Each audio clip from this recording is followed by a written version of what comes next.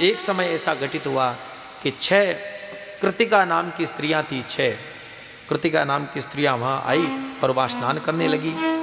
और जब स्नान करने लगी तो उन कृतिकाओं ने उस बालक को देखा, और बालक को देखा तो उस बालक की सुंदरता को देख करके उन 6 महिलाओं के माताओं के मन में आया कि ये बालक अगर हमारे कोख से जन्म ले लेता, हम इसे अपने आंचल से दूध पिलाती तो हमारे को कितना सुख प्राप्त होता।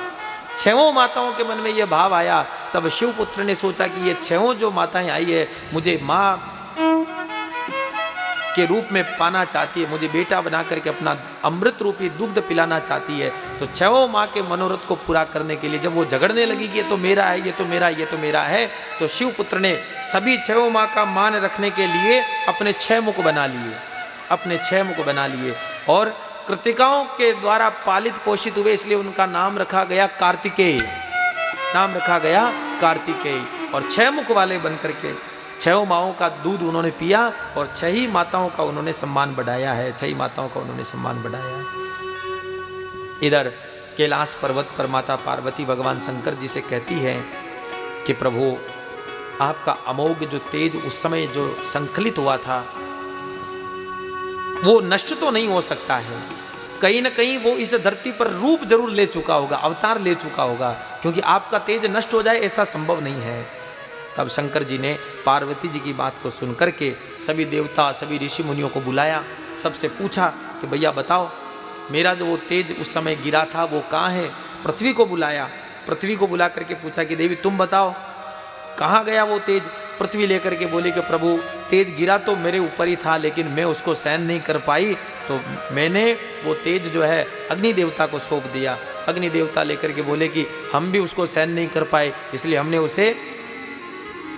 उसे ऋषि पत्नियों के ऊपर छोड़ दिया। ऋषि पत्नियों ने लेकर के कहा कि हम भी उसे सहन नहीं कर पाए, इसलिए हमने उसे हिमालय पर छोड़ दिया। हिमालय ने कहा कि हम भी उसे सहन नहीं कर पाए, इसलिए हमने गंगा जी में छोड़ दिया। गंगा जी ने लेकर के कहा कि मैं भी उस तेज को सहन नहीं कर पाई, इसलिए सरपत वन में मैंने उसको छोड़ दिया है, सरपत वन में उसे छोड़ दिया है।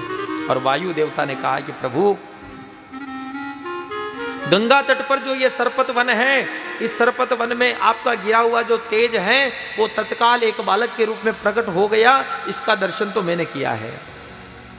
तब सूर्य देव को बुलाया, सूर्य देव ने पूछा कि भाई आप बताओ कहाँ गया। तब सूर्य देव ने कहा कि बालक को तो मैंने देखा है, लेकिन मैंने सिर्फ उसको रोते हुए देखा है, मेरे अस्त होने का समय हो रहा था तो मैंने सिर्फ उसको रोते हुए देखा है, उसके आगे मुझे नहीं पता है। चंद्रमा को बुला करके पूछा भैया रात्रि में उजाला करने का तेरा काम है, तू बता कहाँ है। तब चंद्रमा ने लेकर के कहा कि प्रभु रोते हुए बालकों को 6 कृतिकाएं आई थी, उन 6 माओं के घर में वो बालक है, वो उसको वहाँ से लेकर के चली गई है।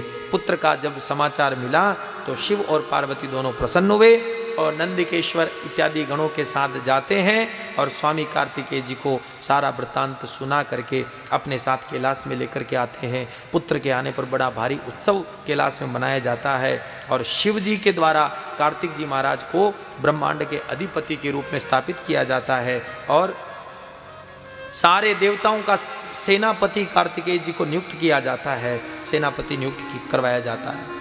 सारे देवता अपनी ओर से अस्त्र शस्त्र उनको भेंट करते हैं। तत्पश्चात